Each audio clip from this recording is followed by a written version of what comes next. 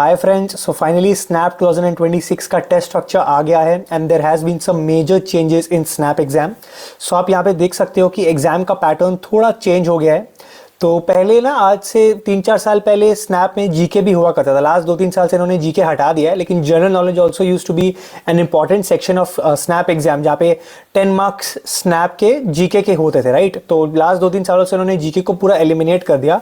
But now from this year onwards they have introduced a completely new section called ethics, morality and values. अब इसमें वो किस type के question पूछेंगे, मेरे हिसाब से जैसे जैट में आपका डिसीजन मेकिंग होता है ना, तो आप जो डिसीजन मेकिंग लेते हो उसको करेक्ट मोरालिटी के साथ, करेक्ट एथिक्स के साथ एंड करेक्ट वैल्यूज के साथ आपको एक सिचुएशन दी जाएगी एंड उसमें आपको जो डिसीजन लेना है वो इन सारे के सारे वैल्यूज के साथ अलाइन होना चाहिए, right.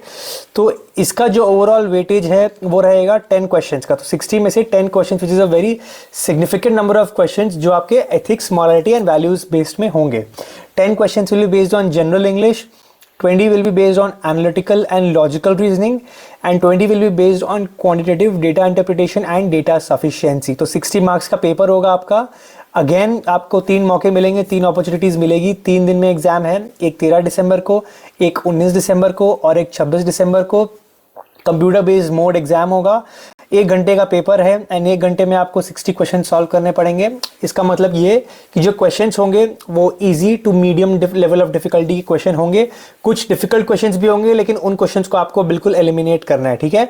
Snap is a speed game test and यहाँ पे अगर आप डिफिकल्ट क्वेश्चन सॉल्व करने बैठोगे तो आप इजी एंड मीडियम वाले जो क्वेश्चन है उसमें आप मिस कर जाओगे अपनी अपॉर्चुनिटी अपने स्कोर को इंक्रीज करने का। सो ये बेसिक क्रक्स है एनमैट एंड स्नैप का, जिसके बारे में सबको आपको पता होना चाहिए, राइट। तो यहाँ पे कुछ रूल्स है, आप यहाँ पढ़ सकते हो। That a candidate can appear for up to 3 tests for SNAP. If a candidate appears for more than 1 test, the higher score will be considered for the final percentile and there will be no normalization, ठीक है।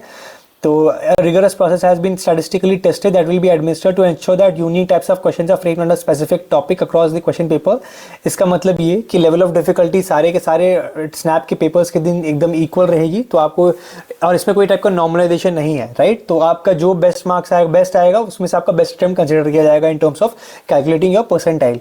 Correct option का +1 है and wrong answer का -0.25 marks है। हमेशा से ये रहा है स्नैप का, ठीक है।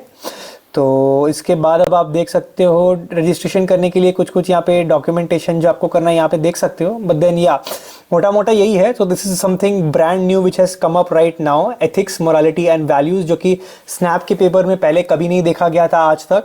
सो अब देखना तो ये पड़ेगा हमें, जब इनका एक सैम्पल टेस्ट आता है उसमें किस टाइप के क्वेश्चन आपसे पूछे जा रहे हैं, right. So stay connected and stay tune and let us see कि ये एथिक्स, मोरालिटी एंड वैल्यूज में किस टाइप के क्वेश्चन आते हैं, राइट।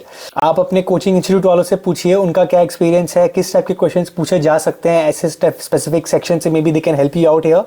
बट या this is something very new which has happened in SNAP and I feel कि ठीक है, अच्छी चीज़ है, क्योंकि आज के पॉइंट ऑफ टाइम पे ethics and morality is very important in the business world as well. So they wanted to inculcate and utilize this as a evaluating filter before the student goes and opts for the MBA degree, right? So let us see what type of questions will be asked in this specific section, and for now I'll close this video and I'll see you in the next one.